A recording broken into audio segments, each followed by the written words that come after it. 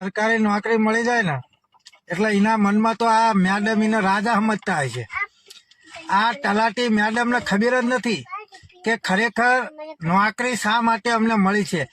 તારો બાપ જે ખેડૂત રહ્યો ને, ખેડૂત એ જગતનો તાત છે, જગતનો બાપ છે, એને તું એમ કહો છો ખબર પડતી નથી? થોડીક તો શરમ કર, થોડીક તો શરમ કર. તારા મનમાં તું જે વિચારતી હોય, બાકી ખેડૂત જગતનો બાપ છે.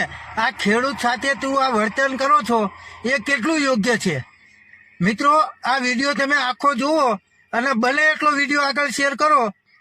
આ તાળાળાનો વિડીયો છે, જ્યાં એક તલાટી કમ મંત્રી એક ખેડૂતના પુત્ર સાથે કેવું વર્તન કરી રહી છે. અને મિત્રો, જ્યારે ખેડૂતોને ખબર ના પડતી હોય ને, ત્યારે ખેડૂત તલાટી કમ મંત્રીને કોઈ ભણેલા ગણેલા વ્યક્તિને પૂછે અને એ જે નોકરિયાત હોય ને તલાટી કમ મંત્રી, એને જવાબ આપવા માટે અને ખેડૂતોને શીખવાડવા માટે અહીંયા બેસાડે છે, ના કે એમના બાપની રાજગાદી સમજીને. તમે મિત્રો આખો વિડીયો જુઓ. આ ખેડૂતના દીકરા સાથે આ જે તલાટી કમ મંત્રી મેડમ જે વર્તન કર્યું એ કેટલું યોગ્ય છે. અને બને એટલો વિડીયો આગળ શેર કરો. આ આખા ગુજરાતમાં આ વિડીયો પહોંચવો જોઈએ. પ્રેમથી જ વાત કરતો હતો. તમે ડાયરેક્ટ એ જ વર્ડ ઉપયોગ કર્યો કે હમતના નથી. હા, શાંતિથી નતા બોલતા મેડમ તમે. મેં તમને હા પણ મેં ના પડી એટલે મેં તમને કીધું અરજી કરવામાં શું કરવાનું. ત્યાં ભાવેશભાઈ ગયો તો તમે શું કીધું કે હમતના નથી. એટલે અરે એમ જ બોલ્યા તમે, હમતના નથી. આપા મેં ના પાડી તમને, મેં ના પાડી હતી તમને.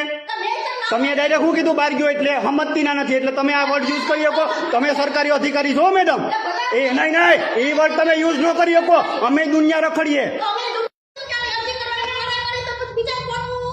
ખાલી તમને પૂછ્યું ને મેં, તમે કે હમતના નથી એટલે તમે કે હમતના નથી એટલે આપણે એમ કહેવાય હે નથી હમતના એટલે તમને પૂછીએ ને. તમને પૂછવા તો રાખ્યા, સમજાવવા તો રાખ્યા ને.